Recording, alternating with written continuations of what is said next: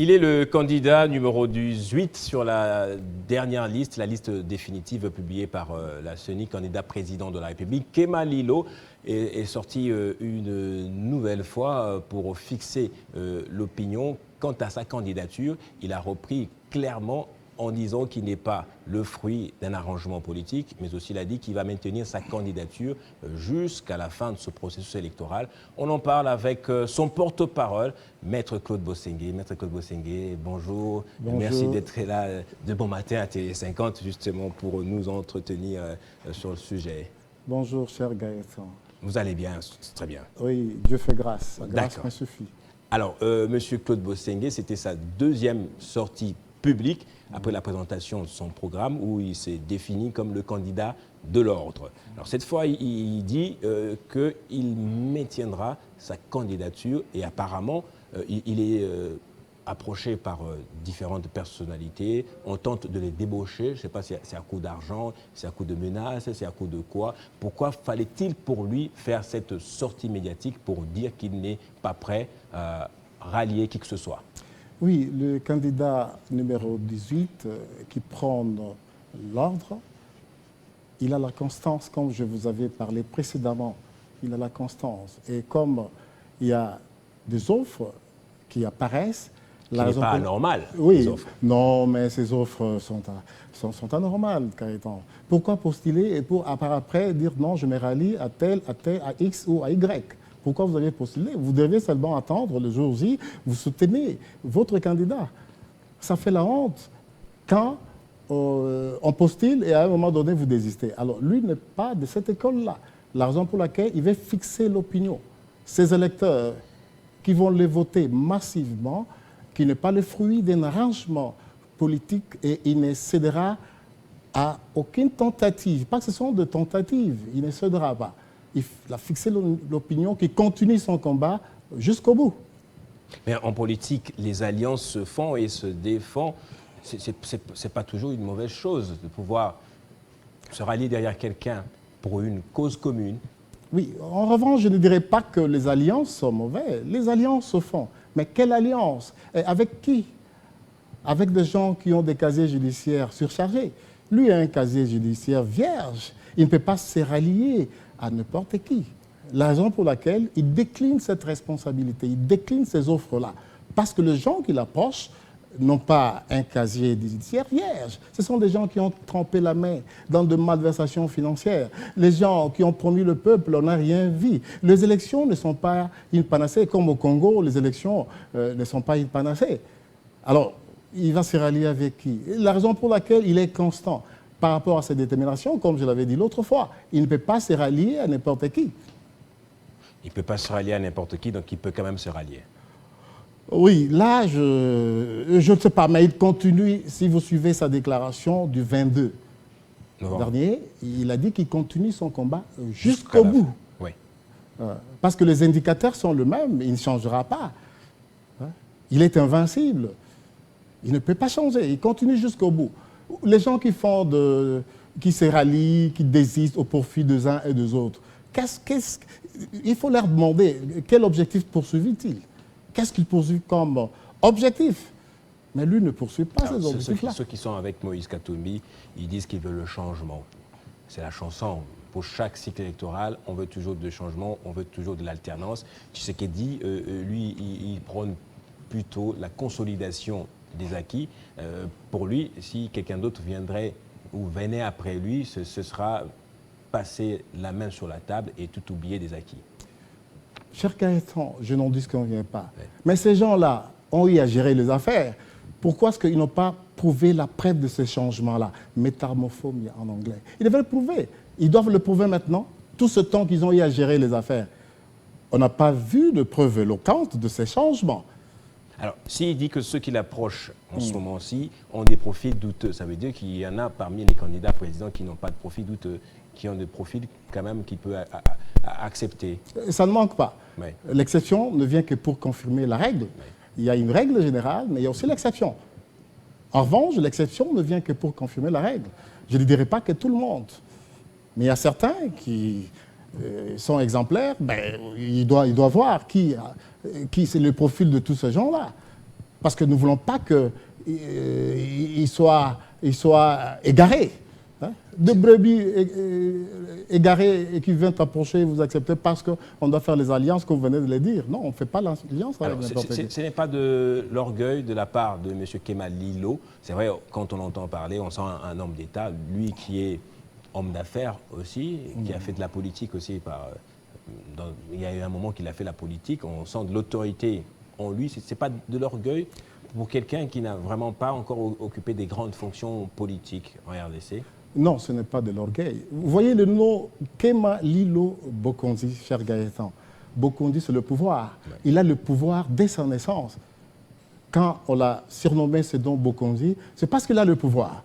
Vous allez voir des surprises, pour les uns agréables et les autres désagréables. Nous avons ces électeurs qui sont très contents, qui sont pour le changement, pour la tenance politique, et qui l'approchent, qui le félicitent par rapport à son projet de société. Ce n'est pas de l'orgueil, c'est un homme simple, un homme éduqué. Il n'est pas de cette école-là qui s'enorgueillisse. Les gens croient que, vous voyez, il a lancé sa campagne depuis le 19, tel que prévu par la CENI.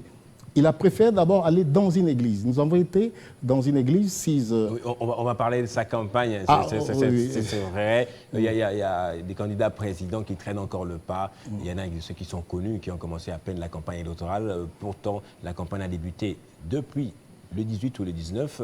En tout cas, vous allez nous dire ce qu'il a fait depuis qu'il a lancé sa campagne électorale.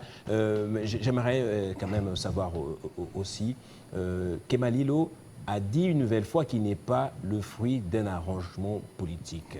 Alors, pourquoi c'était essentiel ou nécessaire pour lui de revenir dessus? Il avait déjà dit précédemment qu'il n'était pas le fruit d'un arrangement politique. Et dans sa dernière déclaration, il réitère à nouveau. Oui, il le réitère pourquoi il pense qu'il faut le dire à chaque fois, revenir dessus toujours? C'est pour sa détermination, parce qu'il est dérangé par le clientélisme. Oui. La raison pour laquelle il veut fixer l'opinion de ses électeurs, qu'il n'est pas le fruit d'un arrangement politique et il ne cédera pas au clientélisme. Ce n'est pas de l'orgueil, c'est l'éducation, il est bien éduqué, c'est un acteur politique et il a un background requis. Alors, il n'est pas habitué à ce genre de choses.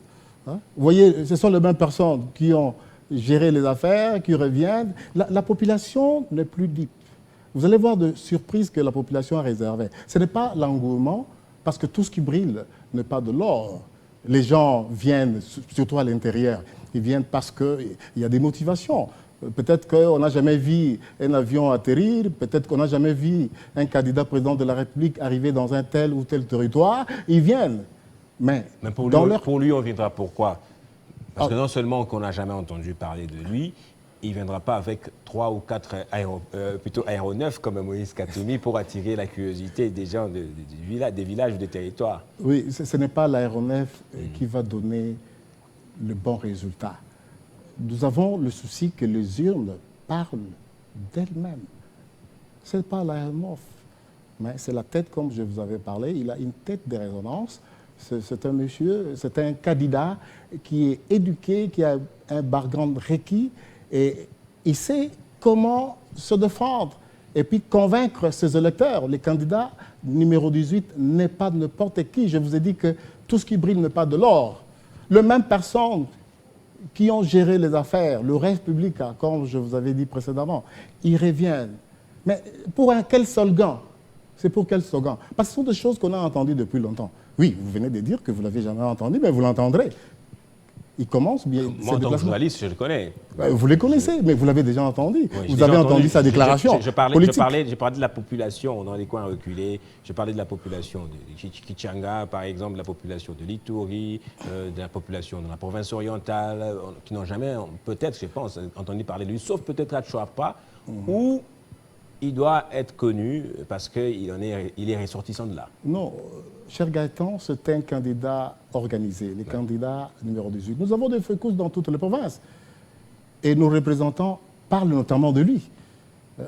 Pour connaître quelqu'un, il ne suffit pas seulement que vous le voyez, mais on peut l'entendre par ses pensées, par ses idées. C'est ce que je suis en train de faire maintenant.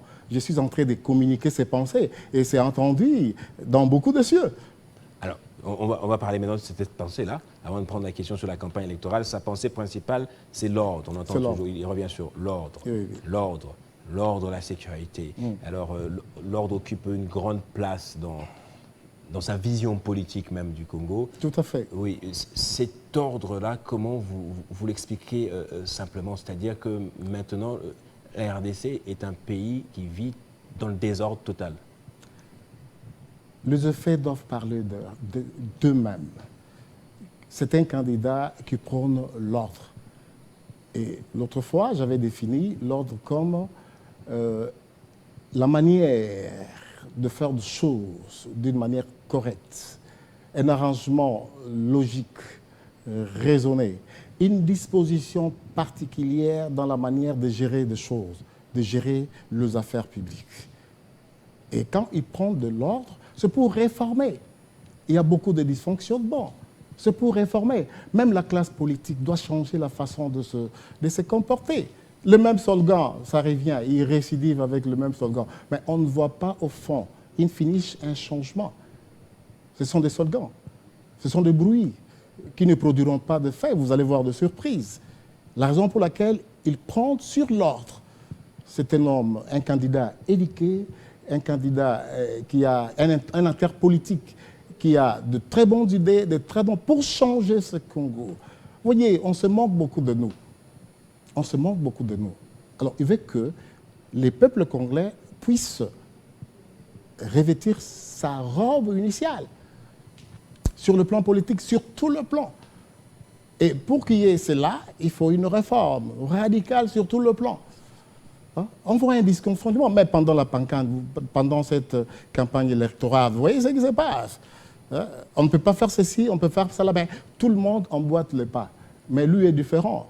Rien ne sert à courir, mais il faut arriver à temps. Il est précis.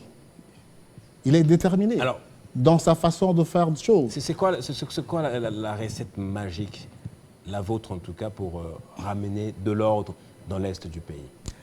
Une fois qu'il est à la magistrature suprême, il va réformer. Il y a plusieurs façons de réformer des choses. Tout chemin mène à Rome, mais nous ne pouvons pas détailler sa méthodologie. Parce que, vous voyez, lorsqu'il avait fait son adresse pour parler de l'ordre, tout le monde a copié, il commence à parler de la sécurité, il commence à parler, vous voyez, du plagiat. Alors qu'on n'a jamais entendu ce discours-là.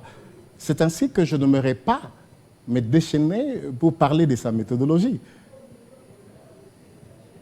C'est top secret pour le moment. Oui, pour le moment, nous sommes... Oui, parce que nous évitons le plagiat, nous évitons la tricherie. Un candidat qui a de très bonnes idées, il suffit seulement, comme je passe à la télévision ici, je parle et vous allez voir, ça se répercute dans telle chaîne, on suit les idées qu'il a. Allez-y, vous comprenez cela. La raison pour laquelle je me réserve de tout voiler. Mais en gros, ce sera je dirais, allez-vous remettre de l'ordre en collaboration avec les autres forces étrangères ou avec seulement nos militaires? Est-ce que pour remettre l'ordre, il faut la force étrangère? Mais prenons par exemple la situation qui se passe au Congo. C'est une situation voulue par les Congolais eux-mêmes. Pourquoi seulement voir à l'extérieur? Nous avons l'élite ici, nous avons des soldats qui sont ici formés, mais on ne leur donne pas la chance de pouvoir combattre. C'est une situation voulue par les Congolais eux-mêmes. C'est nous-mêmes qui nous voulons ça. Mais pourquoi, jadis, on ne voyait pas de choses pareilles? C'est seulement durant cette période. Ça prouve un dysfonctionnement. Mais nous avons des soldats qui sont formés, nous avons l'élite congolais, mais ils ne sont pas utilisés. C'est la parenté qui joue, le clientélisme. Une fois arrivé à la tête, vous voyez, ce sont les oncles, le neveu, tout ça qui s'accapare du pouvoir. Les gens qui n'ont pas un background requis. Mais on le met parce que c'est la parenté. C'est un dysfonctionnement. Alors, lui n'est pas de cette école-là. On se moque de nous. Ailleurs, on ne voit pas de choses pareilles. Parce qu'on est tel, je suis le frère de tel, d'un candidat tel, alors je dois m'imprégner, je dois me positionner, et on laisse la place à ceux qui sont nécessairement censés être là. Alors, quelle relation entretiendrez-vous avec le Rwanda et comment le traiterez-vous? Non, je ne parle pas du Rwanda. Jadis, les Rwandais ne s'amusaient pas de nous, de la RDC. Pourquoi en est-il ainsi? Quid de la situation qui prévaut actuellement? C'est un petit problème. Mais il y a deux mots qui gangrènent tout autour de la gestion de la chose publique. La population n'est plus libre. La population est fatiguée. De pleurs, de graissements de dents, par-ci, par-là. Pourquoi est-ce que nous ne parvenons pas à terminer ce fléau? Vous savez, nous sommes ici sur le plateau, mais allez ailleurs à Ituri. Comment nos frères et sœurs meurent? Alors, il a ces soucis-là. Nous devons en finir. Nous devons en finir. Le peuple congolais n'est plus libre. Vous croyez que le peuple ne connaît pas tout ce qui se passe? Alors, le peuple congolais va sanctionner cette fois-ci le prédateur. Hein? Il va sanctionner le prédateur. On en a marre, Gaëtan. Alors, il est venu pour remettre des choses en ordre. C'est un petit problème. Pourquoi à tout moment, ça se revient combien, plusieurs années, le même slogan, oh, il y a des avancées significatives, après 2 jours, nous rentrons dans le statu quo. Est-ce que vous croyez que ça, c'est de l'aventurisme? C'est de l'aventurisme. Il n'y aura aucune troupe étrangère si jamais M. Kemalilo est élu président de la République? Non, je ne dirais pas ça. Vous voyez, on peut demander l'aide, mais nous devons d'abord compter sur nos propres soldats. Vous croyez que nous n'avons pas des élites soldats ici, les gens qui sont formés? Ils sont là, mais ils sont écartés pour des raisons X et Y. Je vous ai parlé de la parenté, je vous ai parlé du clientélisme, la complaisance. Ce sont des mots qui gangrènent tout autour de la gestion de la chose publique. Vous savez que la RDC est, comme on dit en lingala, grand liboulou. Vous savez, certainement. Oui, grand liboulou, je ne sais pas dans quel sens vous voulez en parler. Vous savez qu'on dit qu'il y a le Congo normal et puis il y a le Congo profond. Et que c'est 2 345 000 kilomètres carrés de territoire. Et qu'un candidat président de la République est censé battre campagne sur toute l'étendue du territoire national. Oui. Alors, où se trouve la campagne électorale de M. Kemalilo? Mais il a déjà commencé sa campagne électorale. Depuis le 19, après on n'a rien vu. Depuis le 19, on n'a rien vu il faire. a d'abord, non, peut-être que vous ne suivez pas, il a d'abord commencé à l'église. Je vous ai dit qu'il a commencé, il a lancé sa campagne dans une église. Comme dit la Bible, avant toute chose, faites de prière. Il a été dans une église où il a remis tout ce de sa campagne entre les mains de Dieu. Il va remettre de l'ordre avec l'église? Non, avec Dieu, pas avec l'église. Et il a prié avec nos frères et sœurs. On a songé aux frères et sœurs qui périssent là-bas à l'Est. C'est qu'il a même consacré la nation à Dieu. Oui. Vu de son mandat. Lui, il va faire une consécration beaucoup plus forte que celle-là. C'est une bonne chose, mais in finish, qu'est-ce qui est arrivé? Je vous ai parlé de la constance. C'était une bonne chose de consacrer la nation à Dieu. Mais la pratique, quant à la praticabilité, c'est ce qui est très important. La constance, continuer avec cette allure-là. Qu'est-ce que nous voyons maintenant? Nous voyons que les choses marchent autrement. Pourquoi? Même pendant la campagne, il faut voir. Il faut qu'il y ait chevauchement entre la pratique et ce qu'on est en train de parler. Mais il y a l'enchevêtrement. Alors, comment Dieu peut agir dans des conditions pareilles? Où on commence une chose et on ne la termine pas. On change Kazakh après. C'était une bonne chose qu'on avait louée, on soutient ça. Mais in finish. Merci beaucoup Claude Bosengue d'être passé dans la matinale de Télé 50. C'était quelques minutes avec vous pour échanger sur le candidat de l'ordre. Un dernier mot peut-être? Je n'ai pas fini. J'aimerais parler de déplacement du candidat de l'ordre. La suite de la campagne. Oui, la suite de ce mercredi, il voyage dans son fief. Il y a une ébullition là-bas, il y a une délégation qui est là à Bouende, à Tchouapa, où on l'attend massivement. Certains préfèrent terminer dans leur chef. Lui, il commence dans son chef. Mais c'est un candidat de l'ordre, il inverse de choses. Un peu de l'énergie, hein, quoi. Non, il faut commencer par Jérusalem. Se soulager d'abord. Il faut commencer par ces jours-là. Non, c'est pas se soulager. Ouais. Il y a déjà des caucus qui ont commencé, mais il commence dans son fief pour balayer hein, des slogans inutiles pour balayer les redites, pour balayer tout le mot qui gangrène, parce que le peuple n'est plus libre. La raison pour laquelle il doit commencer dans son siège. C'est ça sa démarche, contrairement à ce que font les autres. C'est sa démarche, et qui est sociologique. C'est une démarche sociologique qui consiste à rassembler les données, à faire des descentes sur le terrain pour que les effets parlent d'eux-mêmes. Regarde ce qui se passe. Merci. La CENI qui est dans l'impossibilité de pouvoir se prononcer.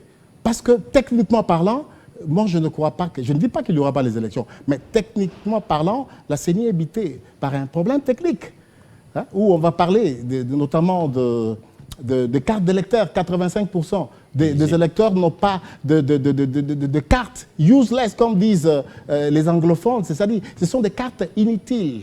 Ça, Merci. Ce sont des empêchements. Il y a le problème de la diaspora, il y a le problème sur les données, les données réelles, ouais, de la cartographie, qui n'est pas résolue.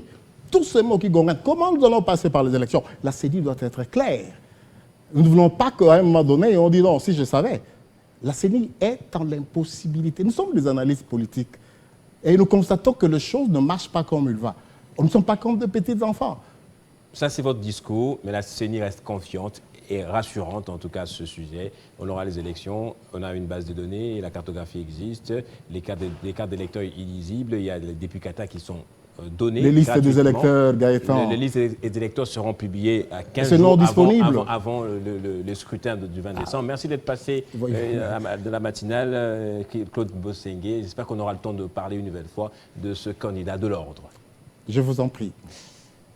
On reste ensemble après Claude Bossengue. Nous avons un autre invité qui va nous parler d'un sujet on ne peut plus particulier et singulier.